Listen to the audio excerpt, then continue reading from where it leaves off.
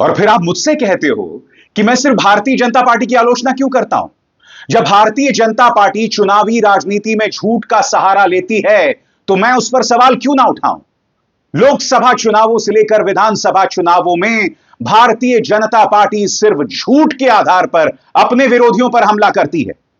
और ताजा मिसाल दिल्ली विधानसभा चुनाव हैं। और आज इस बड़े कार्यक्रम में मैं पर्दाफाश करने वाला हूं भारतीय जनता पार्टी का कि ये लोग बगैर झूठ के चुनाव नहीं लड़ सकते। ये लोग बगैर झूठ के अपने विरोधियों पर हमला नहीं बोल सकते। शुरुआत मैं दो वीडियो क्लिप्स के साथ करना चाहूंगा। एक न्यूज चैनल के अंदर शराब घोटाले को लेकर तथाकथित सीएजी रिपोर्ट पर चर्चा हो रही है। आम आदमी पार्टी की प्रवक्ता प्रियंका कक्कड़ सवाल पूछती हैं पापा की परी से, और वो ये सवाल पूछती हैं कि जिस सीएजी रिपोर्ट की आप बात कर रही हैं, जिसमें दावा किया जा रहा है कि दिल्ली सरकार की नीतियों की वजह से 2026 करोड़ का नुकसान हुआ, वो सीएजी रिपोर्ट है कहां? क्या सूत्रों के आधार पर यह तमाम खबर कर दी जाएगी? आप पापा की परी का अंदाजे बयां देखिएगा वो किस तरह का जवाब देती हैं। कायदे से यहां पर यह चर्चा होनी चाहिए कि भाई सीएजी रिपोर्ट है कहां। और पापा की परी क्या कहती हैं कि नहीं नहीं, हम भाजपा प्रवक्ता से पूछते हैं सीएजी की रिपोर्ट कहां है। जब आप एक रिपोर्ट पर एक पॉलिटिकल पार्टी को कटघरे में रख रहे हो तो आपके पास उसकी पूरी जानकारी होनी चाहिए। अगर आपके पास यह रिपोर्ट नहीं है तो आपको अपने दर्शकों को बताना चाहिए यह रिपोर्ट नहीं है। यह पूरा नजारा किस तरह से चल रहा था मैं चाहूंगा आप देखिएगा। दोस्तों इंतजार कीजिएगा, अभी कुछ ही देर बाद मैं आपको बतलाने वाला हूं कि भारतीय जनता पार्टी ने एक विज्ञापन जारी किया था जिसमें दावा किया गया था कि दिल्ली की सड़कें बहुत खराब हैं। और झूठ क्या बोला जा रहा था? झूठ यह बोला जा रहा था कि उस वीडियो के अंदर फरीदाबाद की तस्वीरें हैं जहां पर भाजपा का राज है, और उससे बताया जा रहा है दिल्ली की तस्वीर। उसकी हम चर्चा करेंगे। मगर यह जो वीडियो क्लिप अभी अभी मैंने आपको बतलाया, यह हकीकत है, यह सांठगांठ है भाजपा और गोदी मीडिया की। सबसे बड़ी बात, तमाम मीडिया हाउसेस सीएजी रिपोर्ट की बात कर रहे हैं, मगर सब यही कह रहे हैं कि फलाना मीडिया हाउस ने यह कहा, फलाना चैनल यह कह रहा है, फलाना इंसान यह कह रहा है। बस वो सीएजी रिपोर्ट है कहां उसकी कोई चर्चा नहीं कर रहा है। सबसे बड़ी बात, जो सीएजी रिपोर्ट होती है असल में उस पर चर्चा ही नहीं होती। जब भारतमाला योजना, द्वारका एक्सप्रेसवे, आयुष्मान भारत पर सवाल उठते हैं तो गोदी मीडिया उस पर चर्चा ही नहीं करता। उल्टा जिन अधिकारियों ने वो सीएजी रिपोर्ट्स बनाई थी उनका तबादला कर दिया जाता है, उन्हें गायब कर दिया जाता है। अब मैं आपको इसी चैनल का दूसरा क्लिप दिखाता हूं। यहां पर भाजपा का प्रवक्ता यानी सुधांशु त्रिवेदी भी आ गए सूत्र पर, और पापा की परी तो कह ही रही है कहां यह सीएजी रिपोर्ट? टीएमसी के सांसद साकेत गोखले का दावा है ऐसी कोई सीएजी रिपोर्ट नहीं है जिसमें शराब नीति को लेकर, एक्साइज पॉलिसी को लेकर दिल्ली को 2026 करोड़ का नुकसान हुआ। सबसे बड़ी बात दोस्तों, मैं एक सवाल आपसे पूछना चाहता हूं। जब शराब घोटाले को लेकर अरविंद केजरीवाल, मनीष सिसोदिया, सत्येंद्र जैन, संजय सिंह सब जेल के अंदर थे, तब यह 2026 करोड़ का आंकड़ा जांच एजेंसी पेश क्यों नहीं कर पाई? यह 2026 करोड़ का आंकड़ा अभी अभी चुनावों से पहले हम क्यों सुन रहे हैं? यह सवाल पूछा जाना चाहिए ना भाई। आपकी पूरी जांच एजेंसीज लग गई, उन्हें कोई प्रमाण नहीं मिला।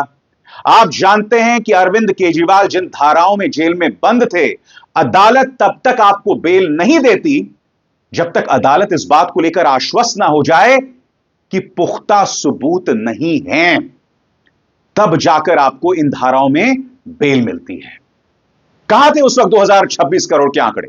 ये पेश किए जाने चाहिए। मैं ये नहीं कह रहा हूं कि ये आंकड़े हैं या नहीं है, ये सही है या गलत है, मगर जो रिपोर्ट है ही नहीं पब्लिकली, उस पर गोदी मीडिया ने पूरा एक प्रचार चला दिया। और आपने देखा डिबेट के अंदर ना पापा की परी के पास जवाब था, जो अपने आप में कितना शर्मनाक है। अरे भाई तुम पत्रकार हो, कम से कम ढोंग कर रहे हो, पढ़ाई लिखाई करके उतरा करो ना। अगर यहां से कुंद हो, यहां से खाली हो, तो कम से कम उसका सबूत मत दो। आगे मैं ऐसे और प्रमाण आपके सामने पेश करूंगा, मगर सबसे पहले दोस्तों देखिए ये वीडियो। भारतीय जनता पार्टी की बेशर्मी देखिए, उन्होंने अब तक इस वीडियो को हटाया नहीं। इस वीडियो के अंदर दो अभिनेत्रियां हैं, इनफैक्ट तीन अभिनेता हैं, 2 लड़कियां और एक ऑटो वाला। और ये लोग एक सड़क से जो है ऑटो चला रहे हैं। सहेलियां एक दूसरे से शिकायत कर रही हैं कि अगर आज मैं लेट हो गई तो मैं तुझे छोड़ूंगी नहीं, क्योंकि सड़कें इतनी खराब हैं। ऑटो वाला कह रहा है कि भाई 10 साल पहले हमने एक बहुत गलत फैसला ले लिया था, यानी कि अरविंद केजरीवाल को चुन लिया था, उसी का नतीजा दिल्ली भुगत रही है। दिलचस्प बात यह है कि जिस सड़क से यह ऑटो जा रहा है, यह फरीदाबाद की सड़क है। हरियाणा में किसकी सरकार है बताइए? और ये कैसे पता चला, मैं आपको बतलाना चाहूंगा कि ऑल्ट न्यूज ने इसकी पड़ताल की, और ऑल्ट न्यूज ने अपनी पड़ताल में पाया कि इस सीन में आप देख सकते हैं, पूरे स्क्रीन पर देखिए, यहां पर आपको ऑटो वाला दिखाई दे रहा है और पीछे ये दिखाई दे रहा है जिसमें लिखा हुआ है ठाकुर उदयपाल धर्मशाला। ये जो ठाकुर उदयपाल धर्मशाला है जो इस विज्ञापन में दिखाया जा रहा है दोस्तों, ये ठाकुर उदयपाल धर्मशाला जो है, ये आप जानते हैं कहां है? ये फरीदाबाद में। इस तरह से खुल के झूठ चल रहा है, लगातार झूठ चल रहा है। मैंने एक क्लिप देखा था, एक और पापा की परी आम आदमी पार्टी के प्रवक्ता अनुराग धांधा थे, और वो कह रहे थे भाई अगर आप शीश महल की चर्चा करेंगे तो हम राजमहल की भी चर्चा करेंगे। पापा की परी का चेहरा बिगड़ गया कि भाई तुम्हारी हिम्मत कैसे हुई पापा से सवाल करने की। अरे भाई, जब आप ये कह रहे हो कि सोने के टॉयलेट्स हैं, अगर आप ये कह रहे हो मिनी बार हैं, तो कोई प्रमाण तो चाहिए ना। हवा हवाई बात नहीं हो सकती। इसमें दो राय नहीं है कि अरविंद केजरीवाल ने अपने घर में पैसे लगाए थे, इसमें दो राय बिल्कुल नहीं है। और उसके लिए अरविंद केजरीवाल को कटघरे में रखना चाहिए कि ये लोग राजनीति बदलने आए थे और अब ये वही हो गए हैं जिसको लेकर ये आलोचना करते थे। 2012 में अरविंद केजरीवाल का बयान था कि भाई 300 एकड़ के जमीन पर आपको बंगला क्यों चाहिए। अब आप अपने बंगले को इस तरह से चमका रहे हैं, यह हकीकत है, इसे हम नजरअंदाज नहीं कर सकते। मगर सोने के टॉयलेट्स, ये तो झूठ मत बोलो। स्विमिंग पूल, मिनी बार, ये तमाम चीजें जनता को बताई जा रही हैं, ये झूठ है। और अगर तुम शीश महल की बात करोगे तो फिर राजमहल की बात क्यों नहीं? यानी कि प्रधानमंत्री नरेंद्र मोदी ने अपने घर के लिए कितने पैसे खर्च किए, उसकी चर्चा क्यों नहीं होगी? सबसे बड़ी बात दोस्तों, मैं आपसे जो कह रहा हूं, सीएजी की रिपोर्ट, ये देखिए आपके स्क्रीन पर, किन किन मुद्दों पर सीएजी रिपोर्ट्स आई थी, इसकी कभी मीडिया ने चर्चा नहीं की। द्वारका एक्सप्रेसवे, इसमें प्रति किलोमीटर 18 करोड़ से 250 करोड़ रुपए प्रति किलोमीटर खर्च हुआ, सीएजी ने इसका जिक्र किया, इस पर चर्चा क्यों नहीं? दूसरी खबर, CAG pulls up HAL for serious design lapses in engine that led to loss of 159 crore, इस पर कोई चर्चा नहीं। HAL को हिंदुस्तान एरोनॉटिक्स लिमिटेड पर कड़ाई बरती थी सीएजी रिपोर्ट ने, उस पर चर्चा क्यों नहीं? द्वारका एक्सप्रेसवे पर कोई चर्चा नहीं। आपके सामने तमाम सीएजी रिपोर्ट्स हैं दोस्तों। PMJ registration, CAG report 7.5 lakh recipient linked to a single number, यह अपने आप में इतना बड़ा गड़बड़ झाला था। PMJ को लेकर जो रजिस्ट्रेशन हो रहा था, इसमें बताया जा रहा था कि 7.5 लाख जो आवेदक थे वो एक फोन नंबर से जुड़े हुए थे। 7.5 लाख आवेदक एक फोन नंबर से, इतना बड़ा घोटाला। क्या इसकी कोई चर्चा हुई? और क्या किया गया, मैं आपको बताता हूं। जो 3 लोग जुड़े हुए थे सीएजी से, उनका तबादला कर दिया गया। इसकी चर्चा मैं आपसे पहले भी कर चुका हूं, आधा दर्जन बार कर चुका हूं, मगर कोई गोदी मीडिया इस पर बहस नहीं करेगा। मैं समझना चाहता हूं क्यों, आखिर क्या वजह है कि ये लोग इस बहस से बचते हैं, और आखिर क्या वजह है कि भारतीय जनता पार्टी को बार बार झूठ का सहारा लेना पड़ता है। महाराष्ट्र की चुनाव याद है आपको? एक AI जेनरेटेड क्लिप जारी किया गया था जिसमें कहा गया था कि सुप्रिया सुले और नाना पटोले एक आदमी को धमका रहे हैं, तुम हमें पैसा पहुंचाओ चुनाव के लिए, और अगर हम सत्ता में आ गए तो हम आपके तमाम केसेस को खत्म कर देंगे। क्या हुआ उस मामले का बताइए? अरे भाई बताना चाहिए ना, इतना बड़ा आरोप था, अब तो आप सत्ता में आ गए हो, आप क्यों नहीं सुप्रिया सुले और नाना पटोले को जेल में डालते हो? क्यों? क्योंकि उन चुनावों के दौरान आप झूठ बोल रहे थे। आपने एक AI generated, artificial intelligence generated clip जारी किया था, याद है कि नहीं आपको? उसकी एक छोटी सी झलक सुनिए। Gaurav, why are you not responding to us? We need to have cash, boss. Boss Gaurav, what's happening? None of you people are responding. Don't play games with me at all. Gupta is vanished, but what happens to money then? He says all bitcoins and cash is with you. Call me or Aditi urgently. We need to have cash. यह झूठ फैलाया गया था। लोकसभा चुनावों में भी यही हुआ था दोस्तों। बार बार यह कहा जा रहा था कि कांग्रेस सत्ता में आ गई तो आपकी 2 भैंसों में से एक भैंस जो है वो घुसपैठियों को दे देंगे, ज्यादा बच्चा पैदा करने वाले को दे देंगे, आपका मंगलसूत्र मुसलमानों को दे देंगे। इस तरह का तमाम झूठ फैलाया जा रहा था। राहुल गांधी के खिलाफ तो पूरी झूठ की फैक्ट्री चलती है कि ये आरक्षण का विरोध करते हैं, जबकि ऐसा बिल्कुल नहीं है। वो तो आरक्षण के दायरे को बढ़ाना चाहते हैं। राहुल गांधी के बारे में सारा झूठ चलता है कि वो चीन का समर्थन कर रहे हैं, जबकि राहुल ने ऐसा बिल्कुल नहीं कहा था। राहुल सिर्फ ये कह रहे थे कि जिस तरह से चीन का मॉडल है वहां सारा प्रोडक्शन होता है, जिसके चलते वो दुनिया का एक बहुत बड़ा इकोनॉमिक सेंटर है, फाइनेंशियल सेंटर है, फाइनेंशियल नर्व सेंटर है, दुनिया की नब्ज है आर्थिक तौर पर वहां। यह सवाल किया था राहुल गांधी ने, और वो चाहते थे कि भारत में भी ऐसा हो। मगर उसको लेकर क्या झूठ फैलाया गया कि राहुल गांधी जो है वो चीन के नक्शो कदम पर चल रहे हैं। अरे आप मुझे बताइए ना, मेरे 21 जवान शहीद हो गए, प्रधानमंत्री ने क्या आज तक चीन की आलोचना की? चीन के साथ व्यापार लगातार बढ़ रहा है। 21 जवानों की शहादत के बावजूद व्यापार लगातार बढ़ रहा है। उस पर कोई सवाल करेगा कि नहीं करेगा? और उस व्यापार में जो इम्बैलेंस है उस पर कोई सवाल करेगा कि नहीं करेगा? कोई नहीं करने वाला है। याद कीजिएगा दोस्तों, आज से कुछ साल पहले की बात है। राजस्थान के चुनाव होने वाले थे और अमित शाह अपने कार्यकर्ताओं से मिलते हैं और उत्तर प्रदेश के बारे में, अखिलेश यादव के बारे में एक झूठ बोलते हैं कि हमारे कार्यकर्ताओं ने एक झूठ फैलाया कि अखिलेश यादव ने अपने पिता को थप्पड़ मार दिया। यह संदेश लोगों तक पहुंचा और लोग यह कहने लगे जो अपने बाप का ना हुआ वो हमारा क्या होगा। अमित शाह इसका अनुमोदन कर रहे थे, कह रहे थे कि ऐसा करना नहीं चाहिए, मगर ऐसा हुआ और लोग इस पर तालियां बजा रहे थे। क्या इस चीज का जिक्र होना चाहिए? क्या इस चीज का गर्व से जिक्र होना चाहिए? सिर्फ झूठ बोलो, बार बार झूठ बोलो, लगातार झूठ बोलो। याद है कि नहीं आपको अमित शाह ने क्या कहा था? फिर से सुनते हैं उनका यह बयान। हमारे यहाँ एक लड़का था, उसने थोड़ी चालाकी कर दी। उसने एक बड़े सवेरे, मैंने कहा ना ऊपर से नीचे से ऊपर मैसेज आएगा, ऊपर से नीचे जाएगा। बरेली से उसने एक मैसेज डाल दिया। आज अखिलेश यादव ने नेताजी को, मतलब मुलायम सिंह को चाटा मारा।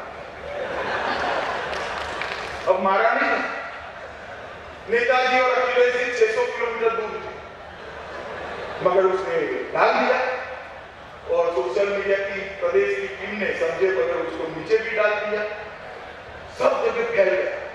10 बजते बजते मेरे फोन पर, मोबाइल पर, फोन पर फोन, भाई साहब मालूम है अखिलेश ने पिताजी को चाटा मार दिया और जनता में भी एक ऐसा बेटा है जो पिता का नहीं हुआ, हमारा क्या होगा, वगैरह वगैरह वगैरह। महिलाएं भी टूट पड़ी, चल गए। ऐसा करना नहीं चाहिए, मगर उसने एक प्रकार का माहौल घेरा। काम तो है करने जैसा, मगर करना मत। दोस्तों, अब खबर यह है कि जो सड़क फरीदाबाद की थी उसे दिल्ली का बताया जा रहा है। इस मुद्दे को लेकर आम आदमी पार्टी जो है वो चुनाव आयोग में पहुंच गई है, यह कहते हुए कि आदर्श आचार संहिता, चुनाव आदर्श आचार संहिता का उल्लंघन किया गया है, भाजपा पर कार्रवाई कीजिए। मगर आप जानते हैं ऐसा कुछ नहीं होने वाला है दोस्तों। चुनाव आयोग किसकी एजेंट है यह मुझे आपको कतई बतलाने की जरूरत नहीं है। मैं फिर आपसे कह रहा हूं, अगर सीएजी रिपोर्ट है तो सामने लाइए ना। मैंने इस बात से इनकार नहीं किया है कि अरविंद केजरीवाल ने अपने घर में पैसा लगाया। अरविंद केजरीवाल एक्सपोज्ड हैं, इस बात को इनकार नहीं किया जा सकता, मगर झूठ, बार बार झूठ। और आपकी जांच एजेंसीज क्या कर रही थी जब आपने लंबा चौड़ा पड़ताल किया था? सबसे बड़ी बात जो सड़क फरीदाबाद की है उसे दिल्ली का बताया जा रहा है। आप कहीं ना कहीं खुद को एक्सपोज कर रहे हैं और मीडिया इसका साथ दे रहा है, लगातार साथ दे रहा है। जब प्रधानमंत्री के निवास स्थान पर जो पैसा खर्च किया गया है उस पर सवाल होता है तो पापा की परियों का मुंह बन जाता है, नथुने इनके फुनफुनाने लगते हैं। यह हालत है इनकी। इसलिए मैं आपसे बार बार कहता हूं, ये जो मुकाबला है ना, कभी बराबरी का नहीं होता। मैंने आपको बार बार हर चुनावों में यही तो प्रमाणित किया है। हर चुनाव में मुकाबला जो होता है वो भाजपा के ही पक्ष में होता है। पैसा, प्रचार तंत्र, न्यूज चैनल्स, अखबार, एजेंसीज, जब आपके पास ये 5 साथ हैं, ये 5 ताकतें हैं, तो विपक्ष के पास जीत का तो कोई सवाल ही नहीं पैदा होता ना। विपक्ष कैसे जीतेगी मुझे बताइए। आप विपक्ष के बैंक खातों तक को फ्रीज कर देते हैं, वो लोग चुनाव भी नहीं लड़ सकते हैं। इसीलिए लोकसभा चुनावों में कांग्रेस ने जो 99 सीटें हासिल की थी, या इंडिया गठबंधन ने जो 240 सीटें हासिल की थी, वो अपने आप में एक बहुत बड़ा चमत्कार था, एक बहुत बड़ा अजूबा था। और आप जानते हैं, अगर चुनावों में वोटर्स लिस्ट को लेकर या फिर जिस तरह से वोटर्स बढ़ गए थे, ये तमाम धांधलियां ना हुई होती, तो भाजपा कहां होती आप और हम सब जानते हैं। इसलिए मैं चुनाव आयोग से उम्मीद करूंगा कि अपनी रीढ़ को ढूंढिए। मैं ये नहीं कह रहा हूं आपकी रीढ़ है, आपकी रीढ़ नहीं है, ढूंढिए, प्लास्टिक की लगवा लीजिए, क्योंकि आपका बर्ताव निहायत ही शर्मनाक है। दिल्ली चुनावों में जो हो रहा है, कभी कोई दिल्ली की मुख्यमंत्री आतिशी मरलेना के पिता के बारे में टिप्पणी करता है, यह सज्जन, और यही सज्जन प्रियंका गांधी वाड्रा के गालों पर अश्लील टिप्पणी करते हैं और फिर उसे जायज ठहराया जाता है। आज तक प्रधानमंत्री जेपी नड्डा, वीरेंद्र सचदेवा, जितने भी लोग हैं, किसी ने इस पर आलोचना नहीं की है। आपने सुना है भाजपा के किसी प्रवक्ता ने इसकी आलोचना करते हुए? किया भी होगा तो मैं आपसे पूछना चाहता हूं, नड्डा क्यों खामोश हैं, शाह क्यों खामोश हैं और प्रधानमंत्री मोदी क्यों खामोश हैं? सवाल तो पूछा जाएगा, जवाब मांगा जाएगा। अविसार शर्मा को दीजिए इजाजत। नमस्कार।